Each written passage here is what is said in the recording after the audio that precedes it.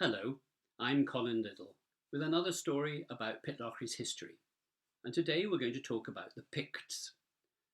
The answer to the frequently asked question, who were the Picts, is not a simple one, partly because it's unlikely that the Picts saw themselves as a collective band with that name, and partly because they have left very little evidence behind.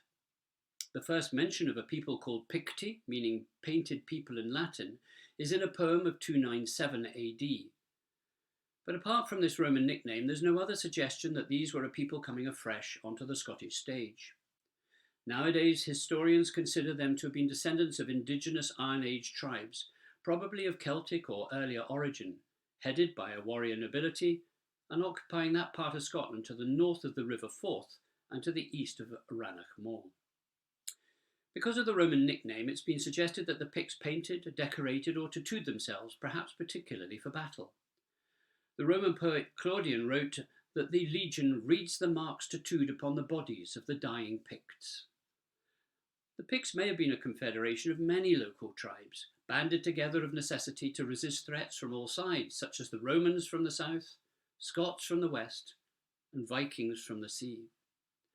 Until the mid-8th century, the Picts were successful in retaining their homeland in central and eastern Scotland, sharing it with their neighbouring Scots, Britons and Vikings with whom they battled, treated and intermarried.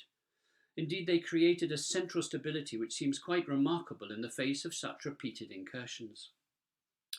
It's believed that the Picts spoke a P-Celtic language, related to the languages spoken in both Wales and Cornwall, but distinct from the Q-Celtic language of the Scots and the Irish.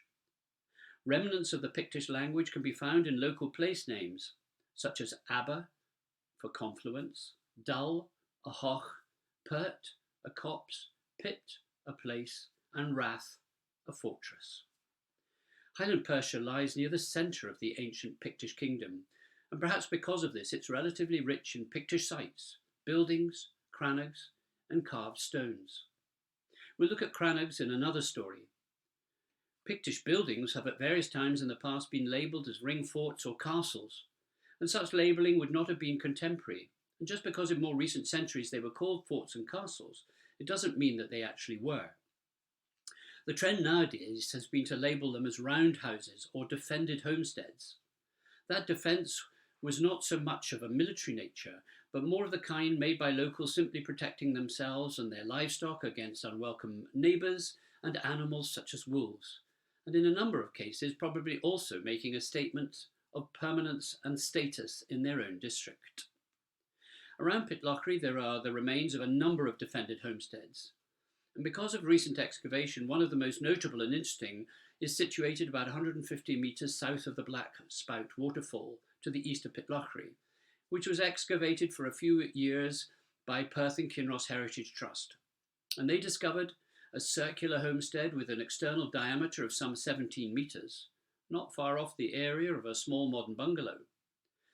Double outer walls between 1.3 and 3.4 metres thick, stone flags on the floor and a centrally located hearth, a number of finds from around the 2nd century AD, and wood fragments carbon dated to the 1st century BC. This impressive homestead was not the home of an average farming family, but more likely that of a family with significant local status, providing a home to the chief and his family, and also providing a mark of permanence and prominence. There's evidence that the homestead was used and reused over many centuries, perhaps up to the 11th century. Now, like the Picts themselves, it's very hard to see where it lies in the Black Spout wood. There's also a fine example of Pictish art a short distance from Pitlochry. Here, a richly sculpted stone was made of hard sandstone. There's no sandstone within 30 miles of Pitlochry, and so it must have been carried quite a distance. The Dunfermline stone, as we call it, is referred to as a Class II stone, meaning that it's a dressed stone with carved Pictish symbols.